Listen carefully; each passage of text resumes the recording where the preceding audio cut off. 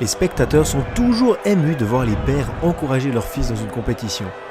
1 Timothée est précisément ça. Un père spirituel, Paul, qui encourage son fils Timothée à courir la course pour le royaume de Dieu, même si les temps sont difficiles.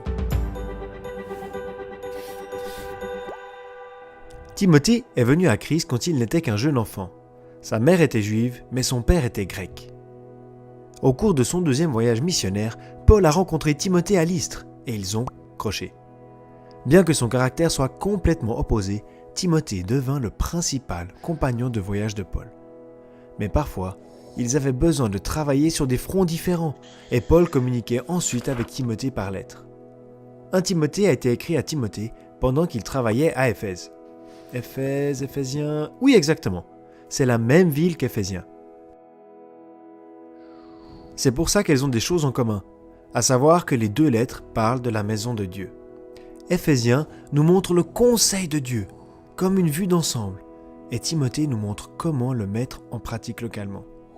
Si tu veux ajouter les Corinthiens dans le mélange, tu pourrais dire que tandis que 1 Corinthien montre l'ordre interne, ou peut-être le désordre serait plus approprié, 1 Timothée montre l'ordre externe.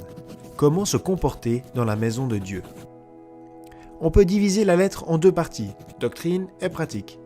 Les chapitres 1-3, la doctrine de la maison de Dieu, et les chapitres 4 à 6, comment Timothée devait se comporter en elle. Dans le premier chapitre, Paul rappelle à Timothée l'ensemble de la mission.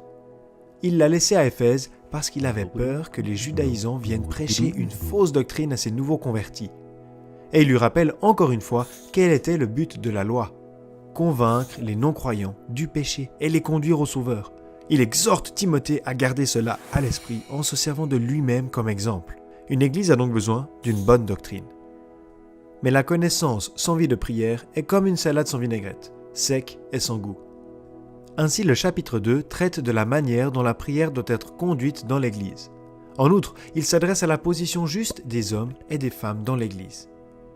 Au chapitre 3, il parle de 2 fonctions très importantes dans une église locale, surveillant et diacre. Dans chaque système que Dieu a établi, il y a un leadership, la création, la famille, les humains, et aussi l'église. Le Seigneur Jésus est le chef de l'église, le grand berger, et c'est pour ça qu'il a établi des surveillants dans l'église locale pour veiller sur le troupeau. Ces positions ne font pas l'objet d'un vote, parce que l'autorité dans la Bible ne vient jamais d'en bas, mais d'en haut, de la tête. Toutefois, ça ne signifie pas qu'il n'y a pas de leadership.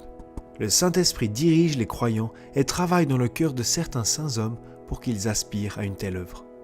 Maintenant, le problème est, même des hommes impurs pouvaient s'avancer et dire « Je veux agir en tant qu'ancien ». C'est pour ça que 1 Timothée inclut une liste de contrôles qui serait impossible à vivre sans l'Esprit Saint. Ainsi, si quelqu'un s'engage dans le travail d'un ancien et montre les qualités décrites dans cette liste, les autres sont appelés à reconnaître cet homme. Ils ont une grande responsabilité car ils devront rendre compte des âmes de leur congrégation devant le Seigneur, le chef de l'Église lui-même. Doctrine, prière et leadership. Ce sont les 3 piliers fondamentaux d'une Église locale. Et comment Timothée lui-même doit se comporter ? On le verra dans la prochaine vidéo.